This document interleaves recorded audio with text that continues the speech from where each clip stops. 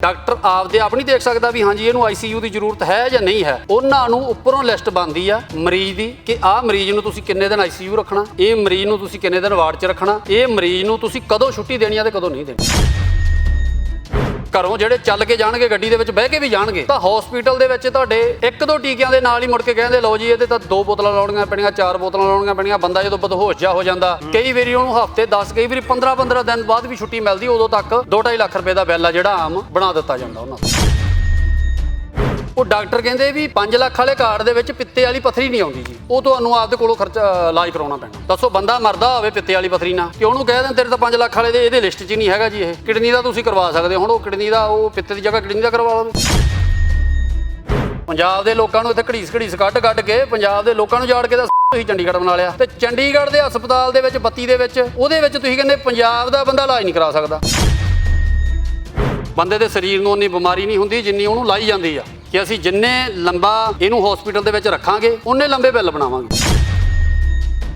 ਬਹੁਤੇ ਹਸਪੀਟਲਾਂ ਨੇ ਕਰੋਨਾ ਕਾਲ ਦੇ ਵਿੱਚ ਵੀ ਲੋਕ ਮਾੜੀ ਮੋਟੀ ਖੰਘ ਜ਼ੁਕਾਮ ਦੇ ਤਹਿਤ ਹੀ ਬੰਦੇ ਮਾਰ ਕੇ ਉਹਨਾਂ ਦੇ ਅੰਗ ਵੀ ਵੇਚੇ ਆ। ਇੱਥੇ ਕਾਰਪੋਰੇਟ ਘਰਾਣਿਆਂ ਦੇ ਇਹੋ ਜਿਹੇ ਪਰਿਵਾਰ ਆ ਜਿਹੜੇ ਕਈ ਕਰੋੜਾਂ ਪਿੱਤਿਆਂ ਦਾ, ਗੁਰਦਿਆਂ ਦਾ ਤੇ ਬਲੱਡ ਸੈੱਲਾਂ ਦਾ ਆਦੀਆਂ ਤਲੀਆਂ ਤੇ ਚੱਕੀ ਫਿਰਦੇ ਆ ਵੀ ਸਾਨੂੰ ਦਿਓ। ਇਸ ਬਦਲਦੀ ਦੁਨੀਆ ਵਿੱਚ ਤੁਸੀਂ ਪਿੱਛੇ ਨਾ ਰਹਿ ਜਾਓ। ਹਰ ਘਟਨਾ ਜੋ ਤੁਹਾਡੀ ਜ਼ਿੰਦਗੀ ਤੇ ਅਸਰ ਪਾ ਰਹੀ ਹੈ, ਅਸੀਂ ਉਸ ਬਾਰੇ ਦਵਾਂਗੇ ਤੁਹਾਨੂੰ ਸਟੀਕ ਤੇ ਸਹੀ ਜਾਣਕਾਰੀ। ਤੁਹਾਡਾ ਆਪਣਾ ਹੱਕ ਸੱਚ ਦੀ ਆਵਾਜ਼ TV84।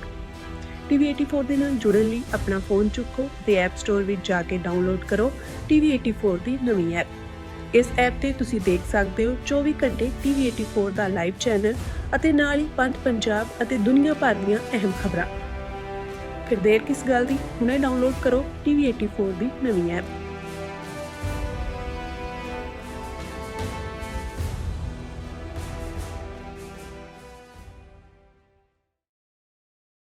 ਪ੍ਰਾਈਵੇਟ ਹਸਪੀਟਲਾਂ ਦੇ ਵੱਲੋਂ ਆਮ ਲੋਕਾਂ ਦੀ ਲੁੱਟ-ਖਸੁੱਟ ਕੀਤੀ ਜਾਂਦੀ ਹੈ, ਕਿਸ ਤਰੀਕੇ ਦੇ ਨਾਲ ਗੁੰਮਰਾਹ ਕੀਤਾ ਜਾਂਦਾ ਹੈ, ਤਾਂ ਇਹਨਾਂ ਮਾਮਲਿਆਂ ਦੇ ਵਿੱਚ ਜਿਹੜਾ ਮੁੱਖ ਤੌਰ ਤੇ ਵਰਤਿਆ ਜਾਂਦਾ ਹੈ ਉਹ ਜਿਹੜੇ ਹਸਪੀਟਲ ਦੇ ਵਿੱਚ ਹਾਇਰ ਕੀਤੇ ਹੋਏ ਡਾਕਟਰ ਹੁੰਦੇ ਨੇ ਉਹਨਾਂ ਨੂੰ ਇੱਕ ਸੰਦ ਵਜੋਂ ਵਰਤਿਆ ਜਾਂਦਾ, ਤਾਂ ਟਾਰਗੇਟ ਦਿੱਤਾ ਜਾਂਦਾ ਹੈ।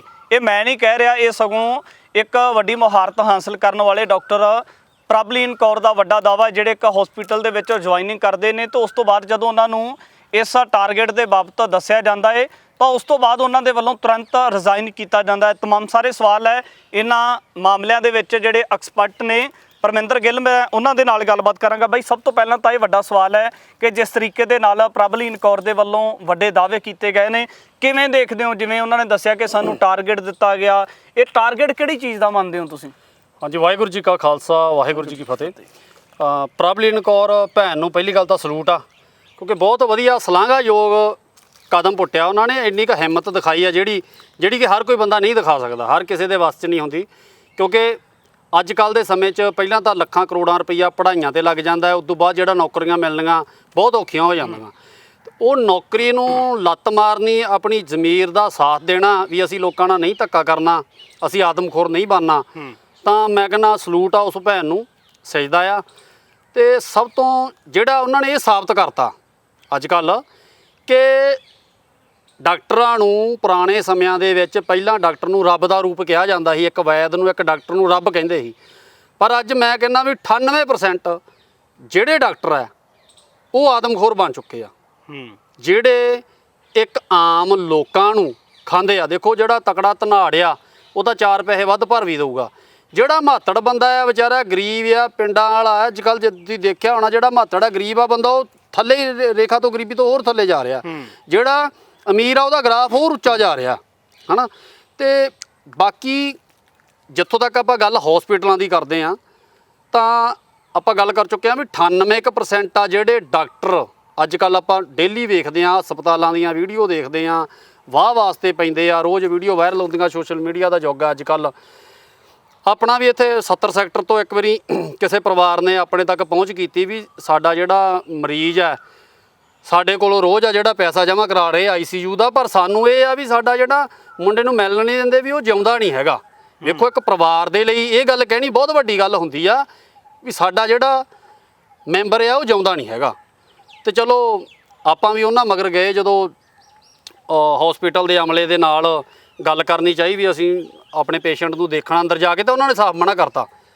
ਤੇ ਅਸੀਂ ਕਿਹਾ ਵੀ ਸਾਨੂੰ ਖਦਸ਼ਾ ਆ ਵੀ ਸਾਡਾ ਜਿਹੜਾ ਮੈਂਬਰ ਆ ਉਹ ਹੈ ਨਹੀਂਗਾ, ਜੀਵਤ ਆ, ਵੀ ਤੁਸੀਂ ਵੀ ਗਲਤ ਉਹਨੂੰ ਉਹਦੇ ਤੇ ਪਾਇਆ ਹੋਇਆ। ਉਸ ਤੋਂ ਬਾਅਦ ਆਪਣੇ ਇੱਕ ਦੋ ਵੀਰ ਸੀਗੇ ਜਿਹੜੇ ਮੈਡੀਕਲ ਲਾਈਨ ਦੇ ਵਿੱਚ ਐਕਸਪਰਟ ਸੀਗੇ, ਉਹਨਾਂ ਨੂੰ ਵੀ ਅਸੀਂ ਬੁਲਾਇਆ ਵੀ ਤੁਸੀਂ ਆਪਣਾ ਮਰੀਜ਼ ਜਾ ਕੇ ਆਪਾਂ ਚੈੱਕ ਕਰਨਾ ਆ ਵੀ ਉਹ ਸਹੀ ਹੈਗਾ ਆ। ਤਾਂ ਉਸ ਤੋਂ ਬਾਅਦ ਸਾਡਾ ਰੌਲਾ ਪੈਂਦਾ, ਉਹਨਾਂ ਨੇ ਆਪਦੀ ਸਿਕਿਉਰਿਟੀ ਸੱਦੀ, ਆਪਾਂ ਵੀ 4 ਸਿੰਘ ਆਪਦੇ ਸੱਦ ਲਏ, ਰੌਲਾ ਗੋਲਾ ਪਿਆ। ਜਿਹੜਾ ਹਸਪੀਟਲ ਕਹਿੰਦਾ ਸੀਗਾ ਵੀ ਪਹਿਲਾਂ 7 ਲੱਖ ਰੁਪਈਆ ਇਹਦਾ ਬਿੱਲ ਬਣਦਾ, 7.5 ਲੱਖ ਰੁਪਈਆ ਸਾਨੂੰ ਪੇ ਕਰੋ, ਉਸ ਤੋਂ ਬਾਅਦ ਅਸੀਂ ਤੁਹਾਡਾ ਮਰੀਜ਼ ਤੁਹਾਨੂੰ ਲਿਜਾਣ ਦੇਵਾਂਗੇ।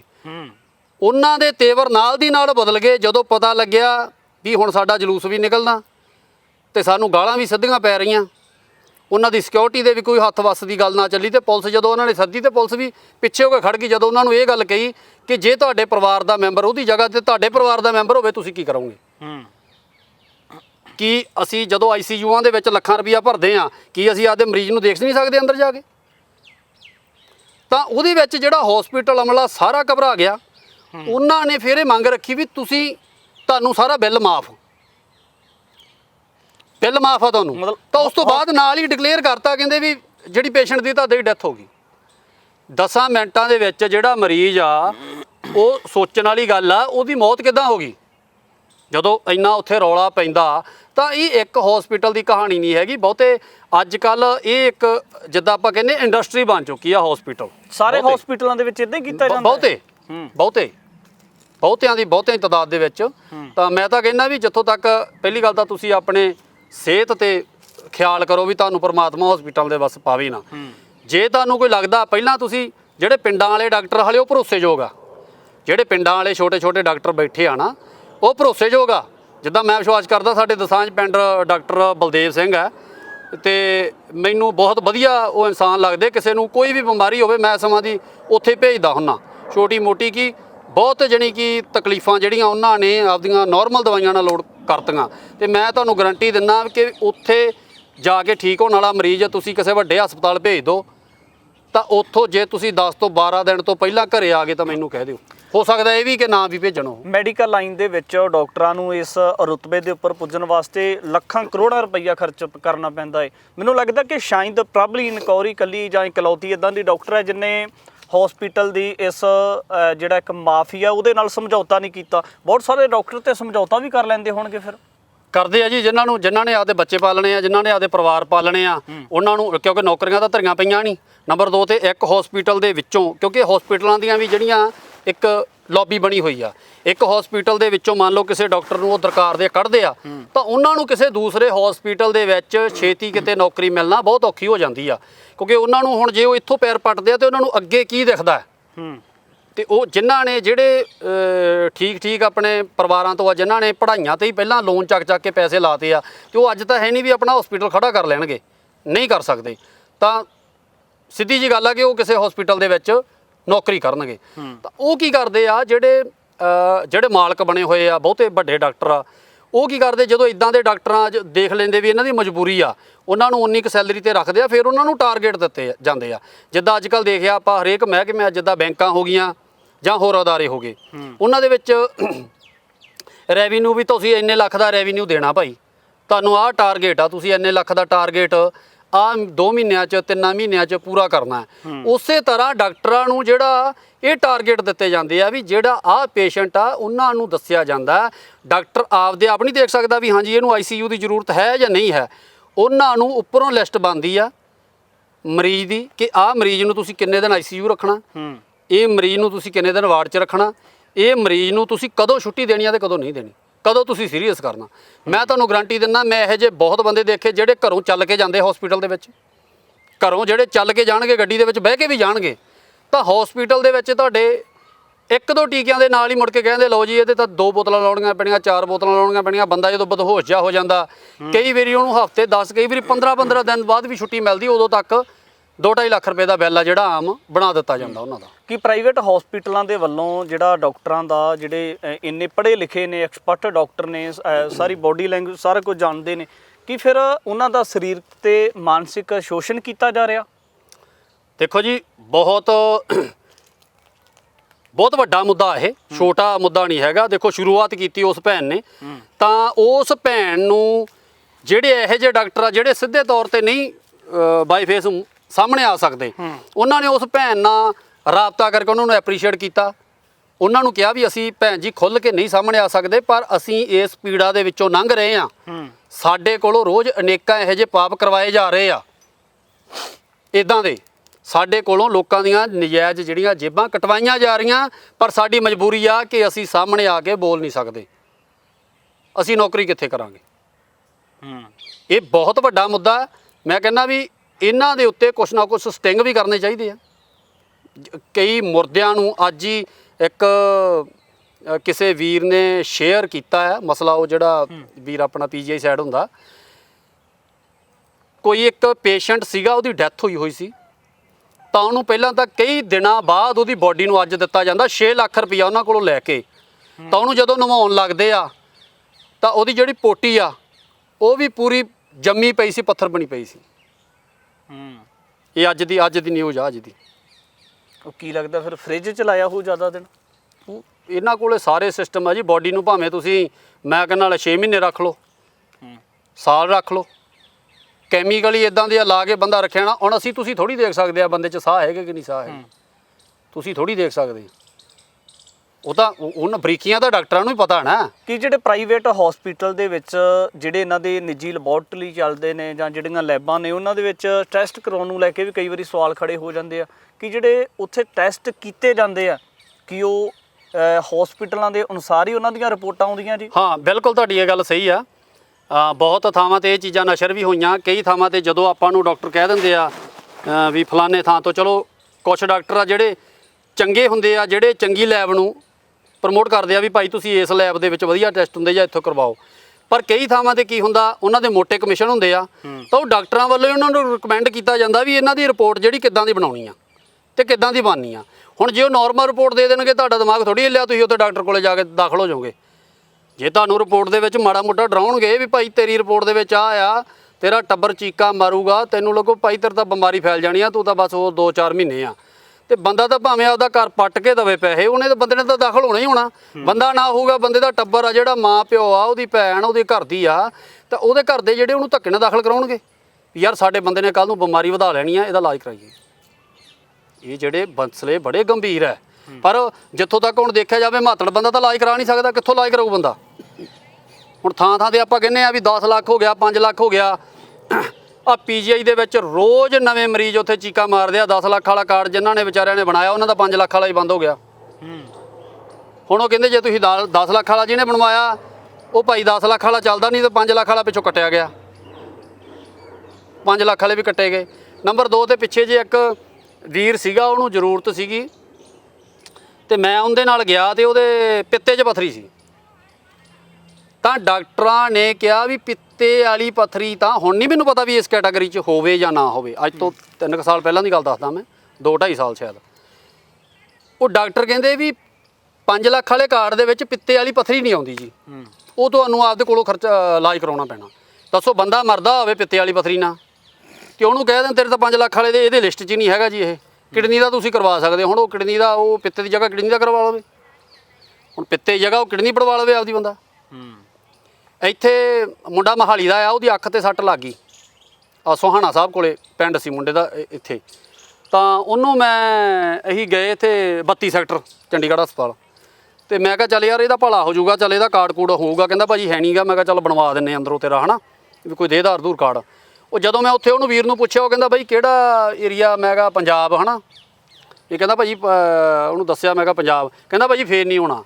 ਉਹ ਲਾਈਨ ਲੱਗੀ ਸੀ ਸਾਰਿਆਂ ਦੀ ਉੱਥੇ, ਤੇ ਮੈਂ ਕਿਹਾ ਯਾਰ ਸਾਰੇ ਤਾਂ ਕਰੀ ਜਾਂਦੇ, ਹੈ ਨਾ, ਚੱਲਿਓ ਆਪਾਂ ਕਿਸੇ ਦਿਨ ਸਟਿੰਗ ਵੀ ਕਰ ਲਾਂਗੇ। ਹੁਣ ਨਹੀਂ ਮੈਨੂੰ ਪਤਾ ਚੱਲਦਾ ਕਿ ਨਹੀਂ ਚੱਲਦਾ, ਪਤਾ ਕਰ ਲਾਂਗੇ।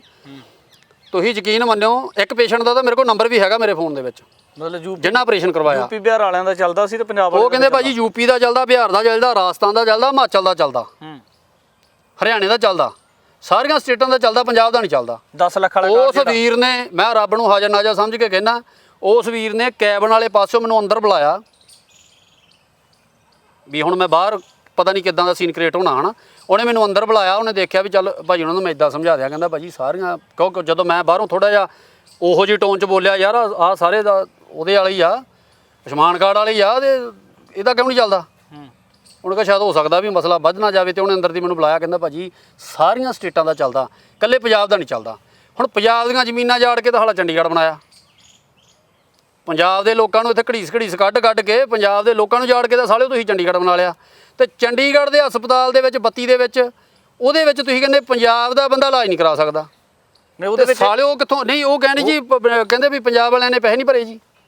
ਉਹਦੇ ਵਿੱਚ ਉਹਨੇ ਮੈਨੂੰ ਸਿੱਧਾ ਕਿਹਾ, ਕਹਿੰਦਾ ਤੁਹਾਡੇ ਪੰਜਾਬ ਸਰਕਾਰ ਦੋਸ਼ੀ ਹੈ। ਪੰਜਾਬ ਸਰਕਾਰ ਦੋਸ਼ੀ ਹੋਗੀ। ਪਰ ਬੋਰਡ ਤਾਂ ਸਾਡੇ ਲਾਏ ਹੋਏ, ਐਸ ਪਿੱਲਰ ਤੇ ਬੋਰਡ ਲਾਇਆ। ਹੁਣ ਜਿਹਨੂੰ ਐਸ ਪਿੱਲਰ ਤੋਂ ਦਿਸ ਗਿਆ ਉਹਨੂੰ ਇਹ ਤੇ ਵੀ ਦਿਸ ਜਾਣਾ ਹੈ। 4-4 ਫੁੱਟ ਤੇ ਤਾਂ ਆਪਾਂ ਬੋਰਡ ਲਾਤੇ, ਐਨੀ ਮਸ਼ਹੂਰੀ ਕਰ ਲਈ। ਹੁਣ ਤੱਕ ਆਪਾਂ ਪਿੱਟਦੇ ਰਹੇ ਹਾਂ। ਮੈਂ ਦੇਖੋ ਕਿਸੇ ਸਰਕਾਰ ਦਾ ਵਾਲੀ ਨਹੀਂ ਹੈਗਾ, ਨਾ ਮੈਂ ਅਕਾਲੀ, ਨਾ ਮੈਂ ਕਾਂਗਰਸੀਆਂ, ਨਾ ਮੈਂ ਝਾੜੂ ਫਾੜੂ, ਮੈਂ ਕਿਸੇ ਦਾ ਨਹੀਂ ਹੈਗਾ। ਠੀਕ ਆ, ਅਸੀਂ ਉਹ ਰੱਬ ਨੂੰ ਹਾਜ਼ਰ ਨਾਜ਼ਰ ਸਮਝਦੇ। ਜਿਹੜਾ ਬੰਦਾ ਸਹੀ ਕਰਦਾ, ਸਾਡੀ ਦੁਸ਼ਮਣ ਪਾਰਟੀ ਦਾ ਵੀ ਹੋਊਗਾ, ਅਸੀਂ ਉਹਦੀ ਸ਼ਲਾਘਾ ਕਰਾਂਗੇ।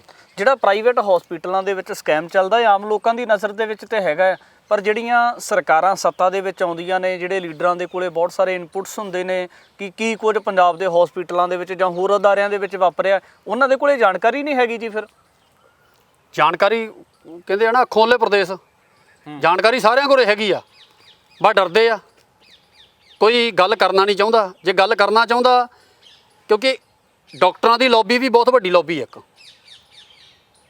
ਹੁਣ ਤੁਹਾਨੂੰ ਕੀ ਲੱਗਦਾ ਵੀ ਉਹ ਕੁੜੀ ਨੂੰ ਕਿਤੇ ਧਮਕਾਇਆ ਨਹੀਂ ਜਾਊਗਾ? ਉਹ ਕੁੜੀ ਨੂੰ ਅੰਦਰ ਖਾਤੇ ਡਰਾਇਆ ਵੀ ਜਾਣਾ, ਉਹਨੂੰ ਧਮਕਾਇਆ ਵੀ ਜਾਣਾ।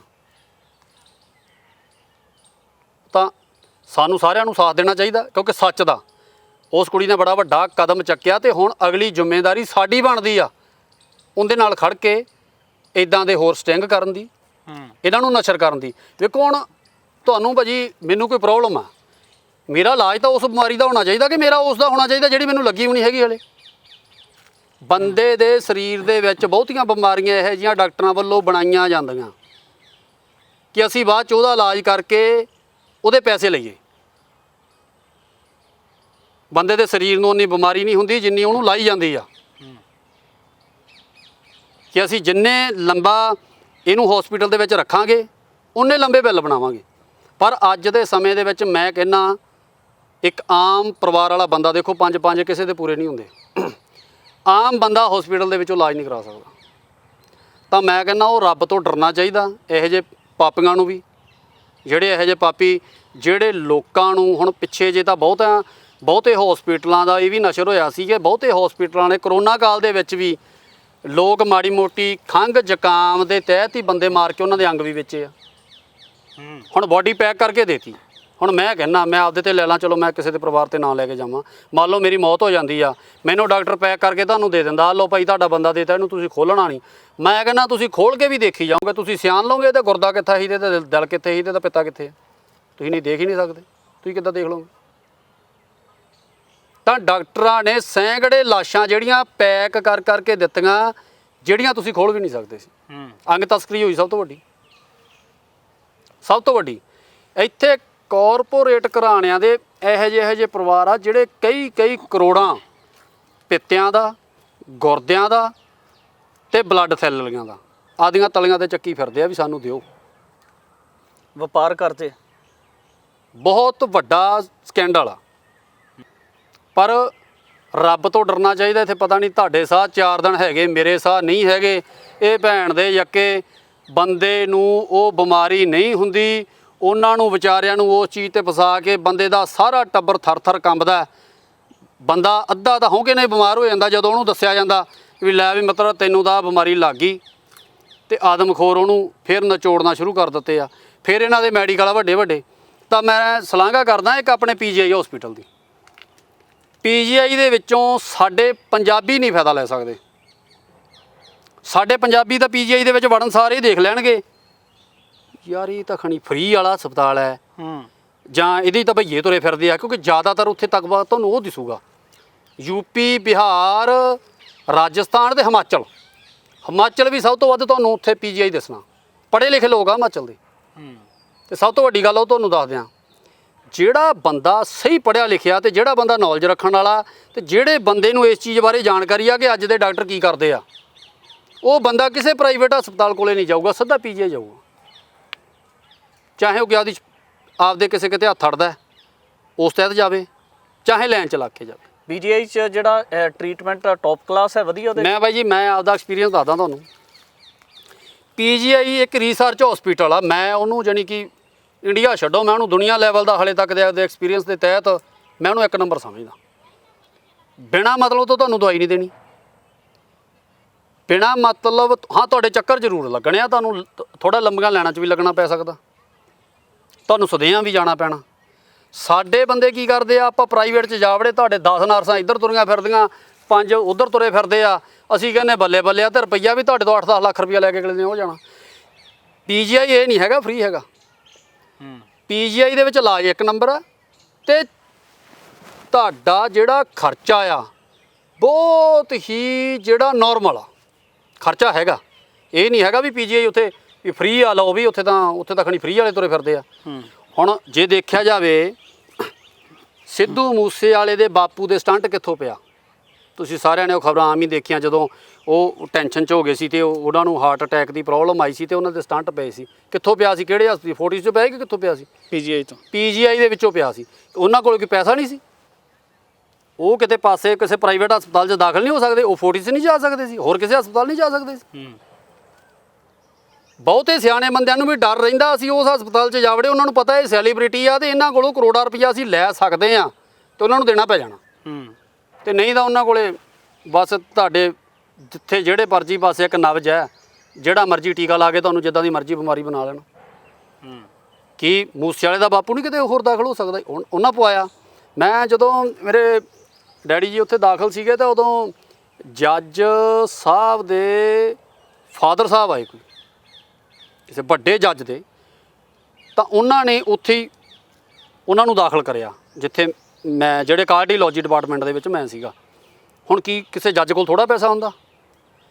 ਹੁਣ ਇਹਦੇ ਦੂਜੇ ਪਾਸੇ ਆ ਜਾਓ, ਜਿਹੜਾ ਆਪਣਾ ਨੌਜਵਾਨ ਹੁਣ ਮੁੰਡੇ ਦੀ ਡੈਥ ਹੋਈ ਆ, ਕਿੱਡਾ ਭਲਵਾਨ ਸੀ, ਦੇਸੀ ਖੁਰਾਕ ਖਾਂਦਾ ਸੀ, ਕੋਈ ਪੈਸਟੀਸਾਈਡ ਉਹਦੇ ਅੰਦਰ ਨਹੀਂ ਸੀਗਾ। ਘੁੰਮਣ ਦੀ ਗੱਲ ਘੁੰਮਣ ਦੀ, ਵਰਿੰਦਰ ਘੁੰਮਣ ਦੀ, ਵਰਿੰਦਰ ਘੁੰਮਣ ਦਾ ਤੁਸੀਂ ਲਾਈਫ ਸਟਾਈਲ ਦੇਖ ਲਿਓ। ਆਪਾਂ ਇਹ ਨਹੀਂ ਕਹਿ ਸਕਦੇ ਵੀ ਉਹ ਡੱਬਿਆਂ ਵਾਲਾ ਪਾਊਡਰ ਖਾ ਕੇ ਮਰ ਗਿਆ ਜਾਂ ਫਲਾਨਾ ਖਾ ਕੇ ਮਰ ਗਿਆ।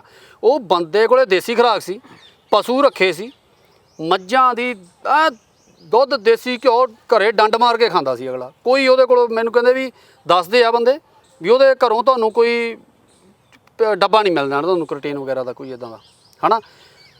ਉਹ ਬੰਦਾ ਤੁਸੀਂ ਉਹਦੀਆਂ ਪੁਰਾਣੀਆਂ ਵੀਡੀਓ ਦੇਖੋ, ਉਹ ਮਸ਼ੀਨ ਦੇ ਵਿੱਚ ਪੈਂਦਾ, ਉਹਦਾ ਐਡਾ ਜੁੱਸਾ ਸੀ, ਮੈਂ ਕਹਿੰਦਾ ਪੰਜਾਬ ਨੇ ਬੜਾ ਕੁਝ ਗਵਾਇਆ।